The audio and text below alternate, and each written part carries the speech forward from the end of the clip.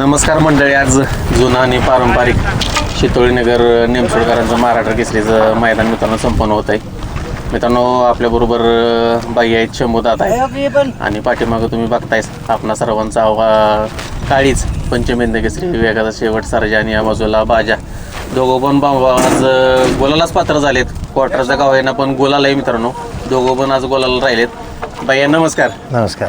काय सांगाल बाई, आज दोघं बाबा गोलालाच पात्र आहेत? दोघं बाबा गुलालाच पात्र आहेत.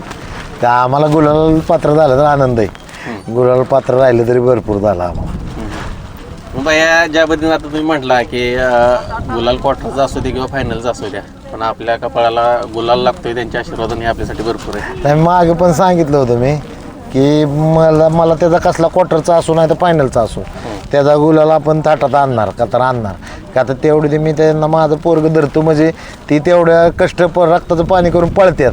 त्यामुळे त्याचा गुलाल तर घेणं काम आहे आपलं ना.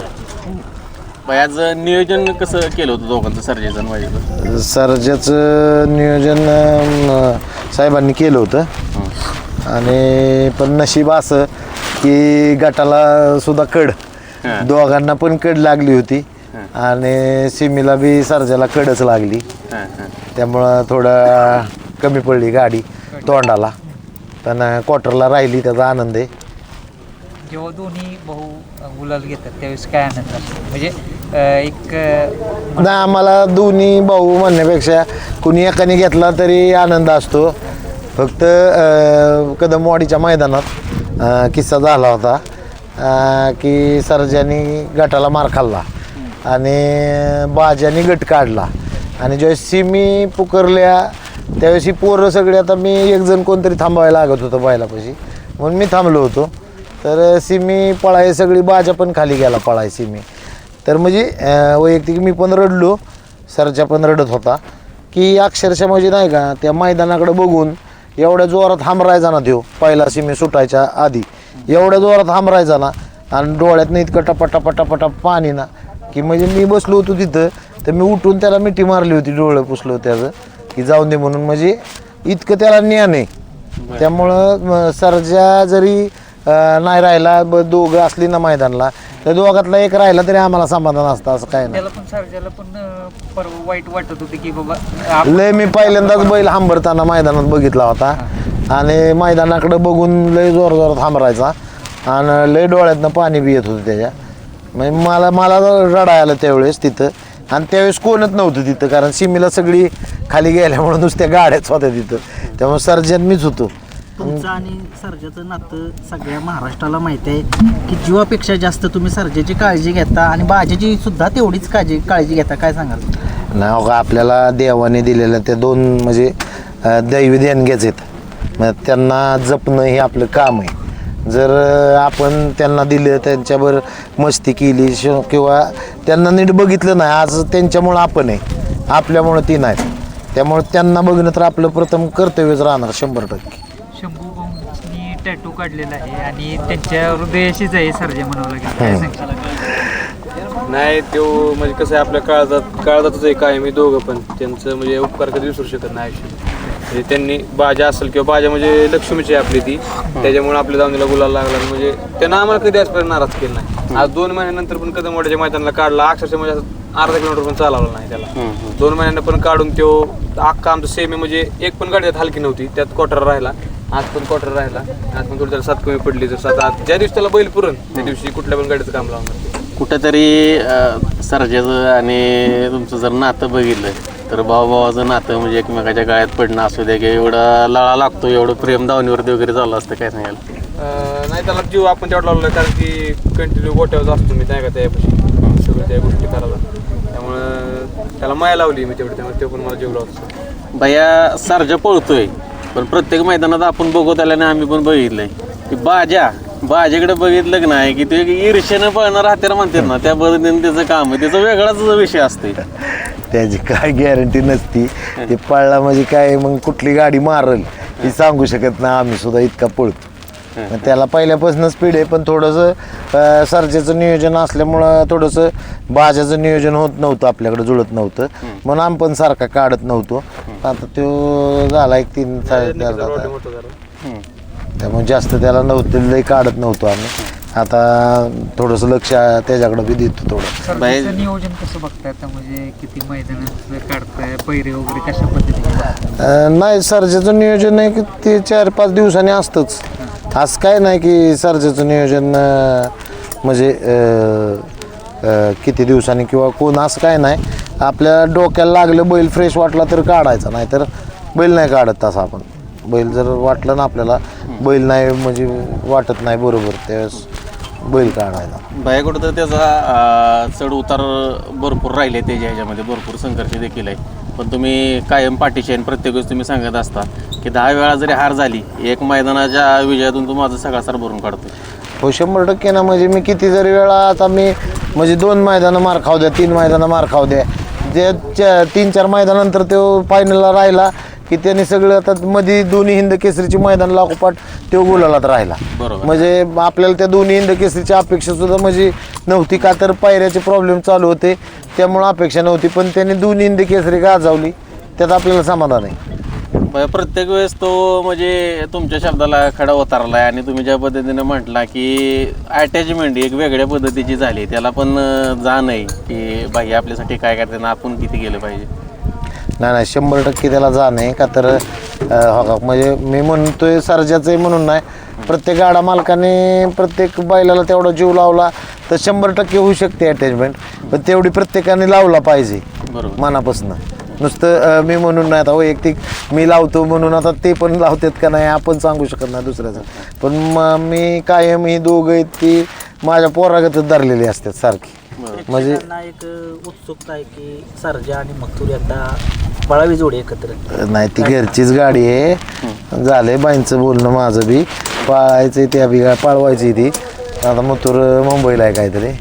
आता मुंबईवरनं बघू. आता इथं खाली आल्यावर दादांना फोन केला, दादा म्हणतात ती केव्हा पळवायची तेव्हा पळवा कधी तुम्हाला. तर काय सांगाल, एवढं वय झालं तरी तो फायनलमध्ये चांगल्या मोठ्या विजय मिळवतोय. नाही मी मागं बी सांगितलं ना की म्हणजे काय आहे, दादा माणूस एक चांगलं व्यक्तिमत्व आहे आणि दादांना ते बैल एक मी म्हणेन वैयक्तिक की त्या बैलाच्या अंगात काय ते दैवशक्ती असं ते दादांना लाभलं आहे ते दादांकडं. आणि ती बैल म्हणजे वैयक्तिक मला सुद्धा त्याचं आश्चर्य वाटतं, एवढं वय होऊन तेवढे मसल, एवढं फिटनेस आणि एवढा पळ त्याचा बैलाचा कंटिन्यू आहे अजून आहे असं. शंभू भाऊंचा कॉल असते दादांना काय त्या दिवशी मराठवाड्यामध्ये मैदान होतं, तिथं दादांची क्रेज बघून कसं काय वाटलं?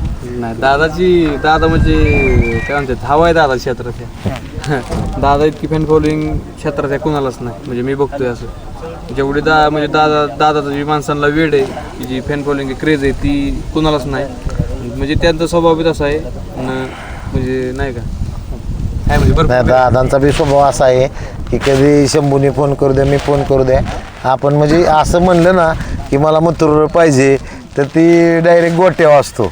म्हणजे माझ्याकडं राहायला द्या 1-4 दिवस किंवा 8 दिवस तरी देतो. ती आपल्यावर ते विश्वास टाकतात ना, सगळ्यात महत्त्वाची ती गोष्ट आहे.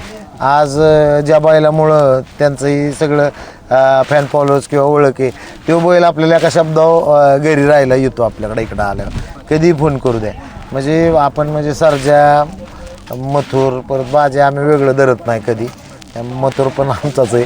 त्यामुळं काय दादांचं आमचं नातं थोडंसं म्हणजे रक्ताच्या पलीकडलं आहे थोडं. त्यामुळं काय आम्ही कधी बी दादांना माझ्यापेक्षा जास्त शंभूचेच फोन असतात. त्यामुळं ते त्यांचं नातं रक्ताच्या पलीकडचं नातं झालं आहे. त्यामुळं मी बी प्रेक्षकांची एक खूप इच्छा होती की अजून सुद्धा एक कमेंट्समध्ये असते की सर्जाला तुम्ही डाव्या साईडनं का जास्त पळवत नाही, कारण की मेन खाली सर्जाची डावी. नाही आता कसं आहे, आता तो 2 खांदी पिस्तूल होता बरोबर. आता चिट्टी उलटी लागली त्याला कोण काय करणार आहे. बरोबर आहे. मग त्याला नाईला जास्त उजवी. बरं आपण म्हणलं सिमीला डावीनं टाकू तर सिमीला 30 तास लागलं. मग काय करणार आपण. म्हणजे परिस्थिती पुढं माणूस हातबल असतो कुठलं पण. म्हणजे कमेंटमध्ये सांगतात ती सगळं मला कळतंय, पण शेवट जशी परिस्थिती तसं राहावं लागणार. मग मला वाटतंय की मग माझा 4 नंबर तास असतं तर तेव्हाच खांदपलटी केलं असतं. आणि गटाला सुद्धा जरी तासमधलं असतं तरी उजवीनं तो डावीनं टाकलाच असता की. पण त्याला जशी परिस्थिती तसं राहावं लागणार, त्याला पर्याय नाही. जी कंडिशन आहे ती ऍक्सेप्ट केली पाहिजे. हां, त्याला पर्याय नाही. आता काल बाजाची रात्री लॉट निघले त्यावेळेस बाजाची 1 नंबर आणि 2 नंबर 2 चिठ्ठ्या, सर्जाच्या 5 नंबर आणि 6 नंबर 2 चिठ्ठ्या, म्हणजे दोघाला 2 कड आणि ती बी उलट्या कडी लागल्या. म्हणजे ज्या कडी यायला नाही पाहिजेत तशी उलट्या गाड्या लागल्या. पण आज नशीब आपलं की बाजानं आम्ही आज पहिल्यांदा बाजा आम्ही पहिल्या फेऱ्याला डावीनं घातलाय पहिल्यांदा. हां, म्हणजे जसं आमच्याकडे आहे ना ते पहिला फेरा उजवीनं पडल्यावर परत आम्ही डावीनं घालतो, अडचण नाही. पण आज डायरेक्ट पहिल्यांदा डावीनं घातलाय बैल. मग आता जशी परिस्थिती, आता शेवट जे नियम आहेत संघटनेने घातलेले 2 पावतीचे, जी पावती लागली त्याला पर्याय नाही ना आपल्यापाशी. बाई आता ज्या पद्धतीनं आपण म्हणतो की एक नंदी एखाद्या मालकाच्या आयुष्यामध्ये किती बदल घडवू शकतो, तुम्ही ते सांगून आलाय. सर्जा तुमच्या आयुष्यात आल्यापासून किती बदल झालाय? मी तुम्हाला 100% खरं सांगू का की सर्जा जसा माझ्या आयुष्यात आला ना तर भैया पवारचं खरोखरच आयुष्य बदललं आहे आणि तो खरोखरच आनंदाचं आणि चांगलं आयुष्य जगतोय. त्यात मला सगळ्यात मोठा आनंद आहे. चालेल, धन्यवाद आणि शुभेच्छा. पुढचं आणि नियोजन पुढच्या कधी नियोजन कुठल्या दिसेल? आता पुढचं नियोजन सांगतो, कारण काय आहे आपण बैल घरी नेल्याशिवाय काही नियोजनच करत नाही, सांगत नाही, म्हणजे मैदानात नियोजनच करत नाही जवळपास कोणाचं. 3 ते 4 दिवसाच्या हा, शक्यतो तर 26ला चाललंय, बघू. आणि ते आम्ही त्याची मनस्थिती बघूनच डोकं लावतो. जर त्याची मनस्थिती चांगली असेल ना तर मग आपण 100% पाळणार. पण त्याची मनस्थिती आता बाजा नाही लवकर, आता बाजा 30ला एका दिवशी जाणार, 30 तारखेला जाऊ. म्हणजे कुठेतरी दोघं मैदानात आले की जरा थोडस नाही काय विषय, त्याला आपण लय निवांत काढतो. तर आज आता त्या दिवशी 20ला पळून म्हणजे आम्हाला एका गोष्टीचं समाधान आहे, तो 20ला क्वार्टरला राहू द्या नाही तर कशाला राहू द्या. आपल्याला एका गोष्टीचं समाधान आहे की ते टॉपच्या सीमेत पळला, त्यात क्वार्टरला राहिला. म्हणजे रायनाची गाडी सुद्धा ती आप्पांची आपलीच आहे, घरची गाडी, त्याचा काही विषय नाही. त्यामुळं आप्पांचा रायना राहिला तरी आनंद आहे, काही विषय नाही. आज सुलतान राहिला, ती सुद्धा आमचीच मामाची सोनं मामाचाच मुलगा, त्यामुळे ती सुद्धा गाडी राहिली, आनंद आहे. त्याबद्दल आपल्याला काहीच नाही. गाडी क्वार्टरला राहू द्या, गुलालाची 2 बोटं जरी त्यांच्या अंगावर पडली तर समाधान आहे. त्यामुळं फक्त बैल आपली किती पळतात ही आपल्याला बघून समाधान मिळतं. चांगल्या प्रतीचं पळे बैलांचा एवढं बघून समाधान मिळतं. ती क्वार्टरला राहिली किंवा फायनल राहिली याचा काही विषय नाही, फक्त गुलाल पडला ह्यात आपण समाधान आहे. सर्जाचा जसा फिटनेस आहे तसं तुम्ही पण आता फिटनेस वरती काम करायला सुरुवात केली, कारण तुमचे सुद्धा जिमचे व्हिडिओज वगैरे आम्हाला इंस्टाला नाही अजून व्यायाम नाही चालू. ह्यांच्यामुळं ती जुना व्हिडिओ आहे, म्हणजे सर्जा घ्यायच्या आधीचा व्हिडिओ आहे. ते सर्जा घेतल्यापासून मला सवड नाही होत जिमला जायला, कारण ह्याचं नियोजन बघता बघता माझा दिवस कसा जातो ती कळत नाही. कारण काही पोरं सगळी गोट्यावर जातात, मला कामधंदा थोडा बघून म्हणजे आहेत आपले प्लॉट बिझनेस 2 ती बघून मग ती करायचं म्हणलं की जुळत नाही एवढं सगळं. धन्यवाद. खूप साऱ्या शुभेच्छा. शुभेच्छा. आभार आहे.